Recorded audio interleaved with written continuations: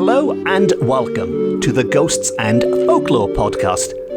I'm Mark Rees, and on each episode, I investigate a different, weird, and wonderful subject. And on this episode, we are going to explore some terrifying accounts of supernatural dogs that hunted in the night sky, that hunted in the dark forests below, that hunted in packs, that hunted alone. And in what has to be one of the most bizarre accounts on this podcast, and there's been many bizarre accounts, but in one of the strangest cases to date, we are going to look at the case of a dog that was half dog, half something else, and the description alone is enough to make your hair stand on end. At least, I hope so. And so, to begin at the beginning. And regular listeners might remember that back on episode 134, I looked at the supernatural dogs connected with the wild hunt in Wales. And don't worry if you missed that episode, I will bring everyone up to speed quickly now. And of course, you can go back and check it out after this one. But back on episode 134, we looked at the Cŵn Annwn, the hounds of the underworld, who are led by their master as they chase people on certain nights of the year, like Halloween and various saints' nights. And these wild hunts that they went on, as they were called, were, as the name suggests, hunts, and they were wild. If you can picture a boar hunt or a deer hunt, but the dogs and the people doing the hunting are big, scary, supernatural creatures, you get the rough idea. But they weren't the only creatures, they weren't the only dogs that were out and about hunting on these special occasions. They were joined by all manner of curious characters, such as Macht a Norse, Matilda of the Night, a screaming banshee-like figure who drove on the hounds. And dogs weren't the only animals, there were horses ridden during these processions, which are described as coal black with fiery eyes that glow like furnaces. And there were, of course, dogs, which is the whole point of this episode. See, I said I'd get you up to speed nice and quickly. There were, of course, dogs. And while the dogs hunting on the grounds and in the forests and through the dark lanes were known as the Cŵn Annwn, they were not the only dogs on the prowl. There were dogs called the Cŵn Wybyr, which can be spelt slightly differently. It's W-Y-B-Y-R or W-Y-B-I-R.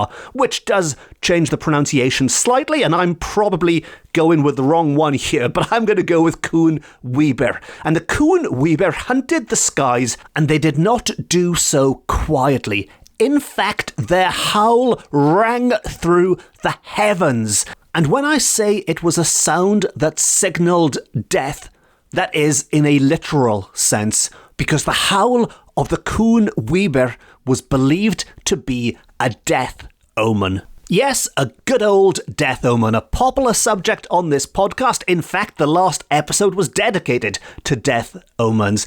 And folklore tells us that, in several instances and districts, the Cŵn Annwn, the dogs of the underworld, whose haunts were solitary woodlands, ravines and lonely valleys, had rivals in the Cŵn Wybyr, the dogs of the sky, whose clamorous noises in various keys were startling indications of disaster. So to hear the cry of the Cŵn Wybyr, of these dogs of the sky, was an ominous, unavoidable prophecy that somebody was going to die. This was the sound of a death omen. And we are told the cries of both dogs resembled those of hounds and huntsmen in full chase. And their voices were like those of great hounds or bloodhounds, sounding in the night very deep and hollow. And there was also something quite uncanny about the cries of these dogs, because as you'd expect, they are supernatural dogs, and we are told that the nearer these dogs were to mankind, the fainter were their voices. But the farther away, the louder they sounded. So the closer they get to you, the quieter their cries are. maybe lulling you into a false sense of security because it sounds like you finally escaped them. You've shaken them off and they are moving away from you, but in fact, they are just about to pounce. And when I say pounce, that does mean in a literal sense as well, because not only could all of these creatures out and about on the wild hunt serve as omens of death. Their cries could signal death, but at the same time, they could physically harm you. And to continue, in Welsh mythology, Arawn, the king of the underworld, and his dogs were accused of sometimes doing harm to mortals, and they were supposed to inflict perpetual torment on disembodied spirits who were doomed to everlasting wanderings on earth or in air. And if that wasn't enough, it continues by saying in Welsh folklore, these dogs, when heard in packs, prophesied disaster and doom to ancient families and to the peasantry, misfortune, calamity, or death. So, all in all, these dogs are pretty bad news. They can travel on land, they can travel on air. Wherever you go, they will creep up on you and pounce, and they can attack you physically, and failing that, just hearing that howl is a sign of all manner of impending badness, like misfortune, calamity, or death, which, frankly, is pretty bad, or death, and not just to you, but to the wider population. And an important word I'd like to go back to that was mixed up in all those warnings of badness that might befall you as a result of these dogs is packs. The word packs is used to describe a group of these dogs, a pack of these dogs. And the reason that word has been used is because up until this point we have been focusing on the wild hunt, which these dogs are a part of. Packs of these dogs are a part of the wild hunt. However, they were not restricted to hunt nights only. They could pop up at any time, and they were not restricted to packs. So if you are hoping to avoid them, if your cunning plan to avoid these hellhounds was to stay indoors on the specific nights when they are out hunting, to stay indoors on Halloween or St. John's Eve or whatever night it might be, sadly that is not going to work, because they can pop up effectively on any night of the year, and they can pop up alone. And we are told that if they are heard singularly, if they are heard on their own, just one dog, it always denoted sickness and death. And it turns out you're actually much more likely to see them on their own, or in smaller groups at least, than in these big packs, because we are told again that seldom to the main procession nights, they were seldom seen in whole packs, but smaller parties of them were frequently encountered.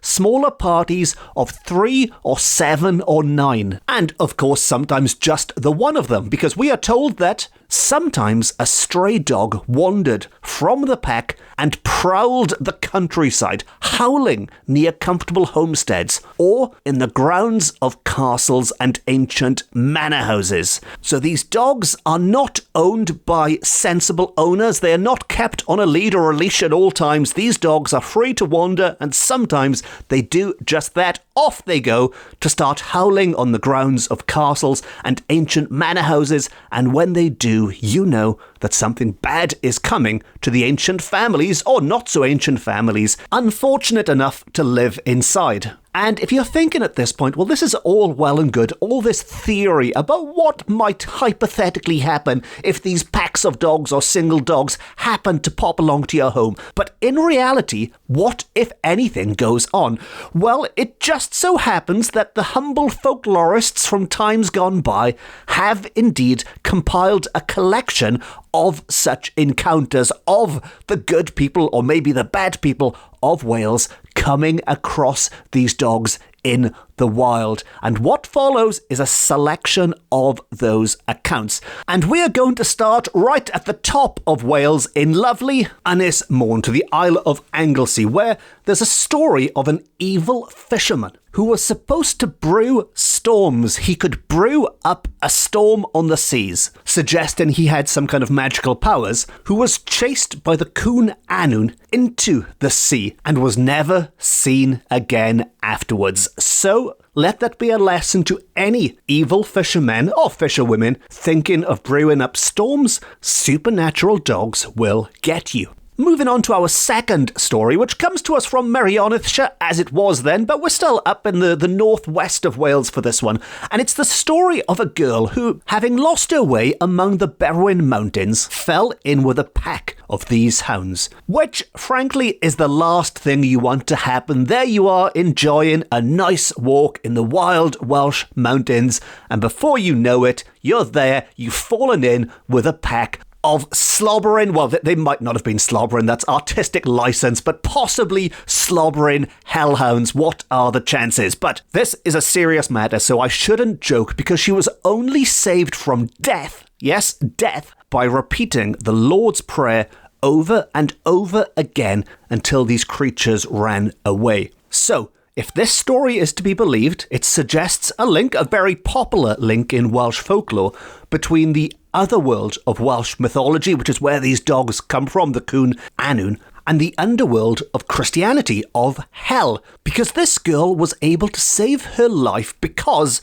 she was a good Christian, just like most of the population back in the good old days, and she could recite the Lord's Prayer. Now, if these dogs had no connection with Christianity, that prayer would presumably have been worthless. But the fact that it did the trick does suggest that by this point in time, at least anyway, Christianity has very much been woven into these tales and is the power for good against the power of evil. Now, moving on to our third story, which takes place in the beautiful Vale of Clwyd. And just to clarify, that is a quote there, although I agree, the Vale of Clwyd is indeed beautiful. But folklore tells us that in the beautiful Vale of Clwyd, where an Englishman was nearly killed by the Cŵn Annwn and gladly made his escape from Wales, afterwards saying its demons were the curse of the country. And there's quite a lot to unpack then in a very short story. But an Englishman in Wales was attacked by these dogs. He flees Wales as a result, and who can blame him, I guess, under the circumstances. And he says it's a country full of demons.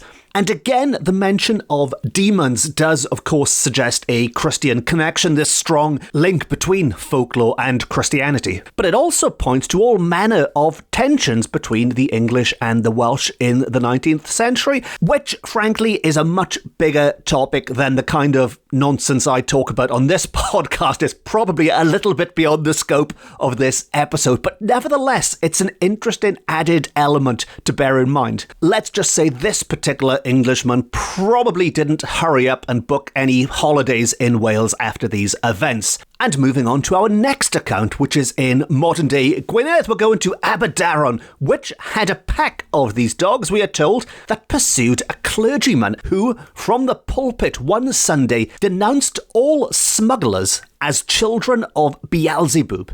He denounced all smugglers as children of Beelzebub, which, as we'll discover, is something you should never do by all accounts. Do not associate smugglers, if they're powerful smugglers, as many of them were back in the day, with the Lord of Hell himself. Because, and I'm assuming it's not a coincidence, it was after this anti-smuggling sermon that he was pursued by the hellhounds. And we are told that, as a result, as he travelled home from neighbouring villages on several occasions, the Cŵn Annwn chased this unfortunate clergyman and harried him so much he gladly promised not to preach against smugglers anymore. So let that be a lesson to any clergyman or clergywoman, of course, thinking of giving a sermon against the illegal transportation of contraband goods. Your words might come back to bite you. Or in this case, a snarling hellhound might come back to bite you. Either way, you might get bitten. And As with the previous story about the Englishman, I think this one does also open itself to further questioning that probably goes beyond the scope of this podcast again. I mean, I'm just thinking about, should a clergyman really be bowing down to the pressure of criminals? I mean, what would Jesus do? Jesus would surely stand up to these smugglers. But again, that's a debate for another day, because we're going to move on to Montgomeryshire this time, again, as it was, where another pack of Cŵn Annwn, but this time accompanied by their master, by Aaron, were said to have their kennels in the recesses of Plyn Limon, the highest point of the Cambrian Mountains. And, to quote, these hounds frequented a deep ravine on the road to Llanfihangel Nant Melan, and many stories were formerly told about the depredations they accomplished in the neighbourhood of Old and New Radnor. So, no real examples of the kind of shenanigans these dogs were getting up to there, but nevertheless, we can assume they were not getting up to any good. And it wasn't just in and around these mountains. If this isn't enough places yet where these dogs have been encountered, we are told, in fact, that all the dreary valleys of South Wales, and again, just to be crystal clear, that is a quote. We had the beautiful Vale of Clwyd, but now we've got the dreary valleys of South Wales, and as far as I'm concerned, they are all beautiful, but nevertheless, the dreary valleys of South Wales were supposed to be haunted by these hounds, which frankly is a big lump of land. They are all over the south, but there are some places in particular that are celebrated for these mysterious visitants, and they are the Vale of Taff above Cardiff, the Rhondda Valley, and the Vale of Neath. And if you aren't familiar with Wales and with these areas, let's just say that's a lot of ground that they cover. Now, moving on to the Vale of Glamorgan, which wasn't just mentioned in that long list, but is in the south and is not getting away with it, I'm afraid. But in the Vale of Glamorgan in Llyswarni, and it was in the vicinity of these creatures' haunts that people so late as 40 years ago, so we're talking about the late 1800s now, people spoke in the Vale of Glamorgan with bated breath of Entwistle and his pack of phantom hounds tearing along the road near Marlborough Grange and Nash Manor.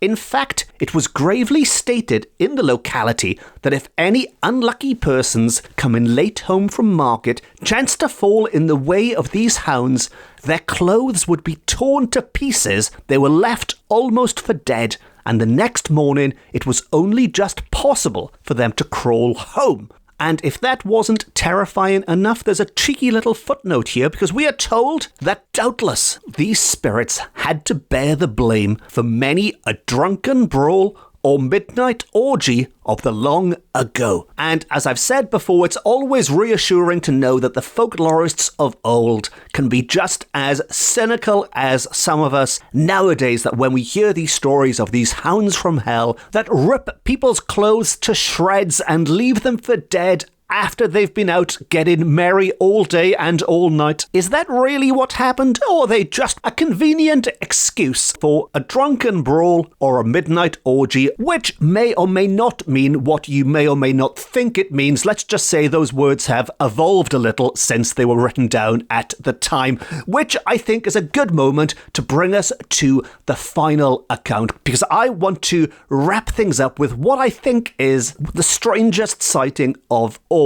And this one, once more, is in the Vale of Glamorgan. You're really not getting away with this Vale of Glamorgan, near Wilton Crossways, where a roadway, we are told, is haunted by a terrible coal-black dog with eyes like balls of fire. This creature is said to follow people like a footpad and to snarl and howl if a person halts or looks backwards. And that isn't even the strange sighting I meant. I mean, don't get me wrong, it is pretty strange sounding, this coal-black dog with eyes like balls of fire that snarls and howls and stares and follows people and all the rest of it. But this wasn't the only spirit hound, as they refer to it, frequenting the area. Poor old Vale of Glamorgan. There was an other kind of spirit hound haunting the area. In fact, we are told that so late as a few years ago. And again, bear in mind, we're talking about a century ago, but even so, in relatively recent times, we're not talking centuries and centuries and centuries ago, we're talking maybe the early 1900s here. And this other spirit hound, this second spirit hound,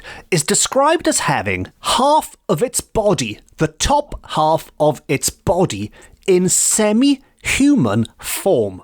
The top half of its body is in semi-human form, while the other half, the bottom half, the lower limbs, were those of a light-spotted dog.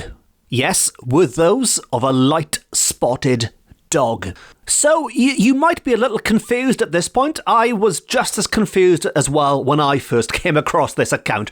But let's start with the easier part to get our head around. So the bottom half of this spirit hound is that of a light-spotted dog. I think that part is not too difficult for us to visualise. But the upper half was semi-human form, which suggests that it was, or is, if it's still out there somewhere in the Vale of Glamorgan, but it was half human, like a werewolf caught mid-transformation, and a werewolf, of course, that isn't transforming into a wolf, but rather it's transforming into a dog, a light-spotted dog, which, granted, does take some of the terror out of it. A werewolf definitely sounds scarier than a were-spotty dog, but nevertheless, there's a little bit more to the description I haven't finished yet, and we're told that the eyes were large like moons, and sometimes smoke came out of their mouth, very diabolical, or maybe they were a secret smoker, but either way, smoke came out of their mouth. This animal made unearthly howlings and glared fiercely, rendering people senseless with his glances. The eyes alone were enough to reduce people to gibbering wrecks. That's how scary this not very scary sounding half man, half spotty dog creature was. Those eyes alone could make you crumble. And what I particularly like about this story is that I've done quite a few episodes now, well over 100 episodes now. And you do think, at what point am I going to run out of original interesting new things to talk about? And on the last episode, we had the story of the ghost of a tomb, which I think was certainly a first for this podcast, and probably a first for any podcast, because let's be honest, who else is going to talk about this rubbish besides me? And I think on this episode we found an other creature. I don't know of many other people out there who would be brave enough to introduce the world to the very real concept that we exist on the same planet as half man, half spotty dog creatures. A creature that is so strange, it's half dog, it's half man, it's got big eyes like moons, it's having a cheeky cigarette or there's smoke coming out of its mouth, and it howls and it barks and it glares, and it's just wonderfully, wonderfully bonkers. And it's probably going to take me a while to top that one, so I think this is a great place to wrap up another episode of the Ghosts and Folklore podcast. If you enjoyed this episode and you haven't already, please consider pressing the subscribe button and you will never miss an episode ever. If you really enjoyed it and you'd like to support the podcast, you can review it, you can rate it, you can tell your friends about it. And if you really, really liked it, you can treat me to a coffee via my website, which is always very much appreciated. If you'd like more Ghosts and Folklore, you can follow me on social media. And as well as this podcast, I've written a number of books about similar weird and wonderful subjects which are available from all good bookshops offline and on. And on that note, it just leaves me to say thank you very much for listening. Diolch and fawr am wrando. I've been Mark Rees. This has been my Ghosts and Folklore podcast, beaming to you from Wales to the world. And remember, if you do find yourself staying out a little bit too late at night, maybe you've had one too many shandies, you've lost track of time, and if things get out of hand, if there's some kind of mischief, if there's fisticuffs or some other unexpected event, and you arrive home late looking a little bit dishevelled, fear not, just blame it on the hounds of hell. Until next time, Nosta!